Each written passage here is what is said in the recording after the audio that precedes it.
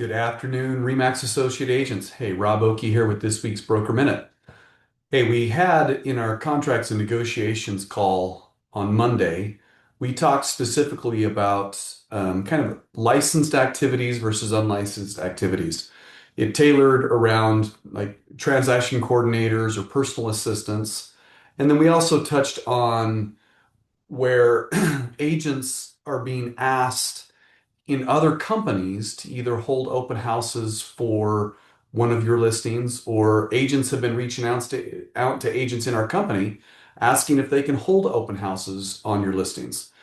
And then we've also had technology. I know there's a couple of apps out there that create the ability to find agents to go show buyers that you're working with that are outside the company, and they can actually go and take your buyers, open the doors for them. And these apps exist. All of these three different scenarios fall under very similar categories, is whether or not they can do those activities or not. So when you look at, we talked about the first piece, talking about licensed activities or unlicensed activities.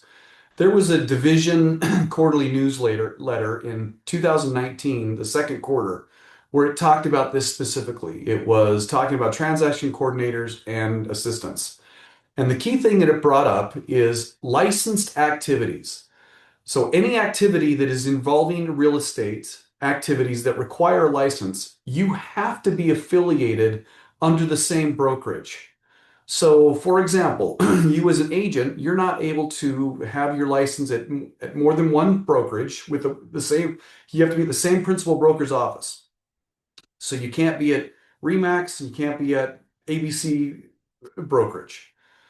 That's not a shock. Well, we have agents that are performing TC activities, and TCs have even started their own companies, and they're reaching out to multiple agents to be able to do business for multiple transactions. Well, it's the same type of protection. We wouldn't give access to our files. We have a fiduciary duty of confidentiality, and we wouldn't give access to those files to every other brokerage that exists out there. So it's interesting where TCs are being created and performing these activities for more than multiple brokerages. That fiduciary duty, whoever that initial contract is with, is being violated. In addition, there is, when we have an exclusive right to sell or an exclusive buyer broker agreement, that exclusive agreement is exactly what it says. No other brokerage is able to be involved in that transaction. So you can't have a TC and stuff doing that as well. So this couples over to being able to show where agents are wanting to hold, or in a different company want to hold an open house for your listing. Well, they're not part of our company, and they're not involved in that exclusive agency relationship. So they cannot hold those listings at more than for open houses if they're not part of our company. If they're in our company, then yes, you can have agents show other your clients listings, show them. You can have buyers.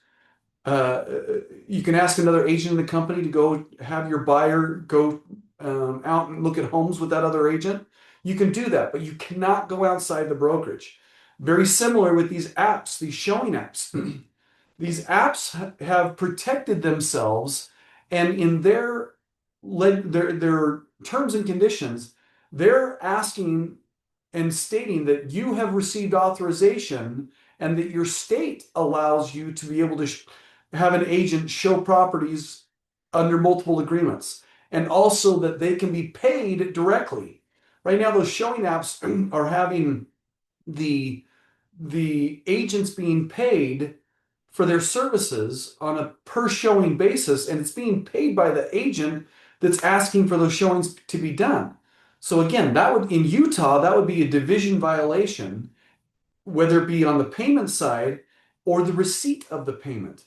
Unless you've got some authorization from the brokerage allowing that compensation to be done, it's not permitted. So this is just a quick reminder. If you have any questions about whether or not services are able to be done, you as a licensed individual, you know where the division rules are, so you have an obligation to know. So the division's going to say either you knew or you should have known.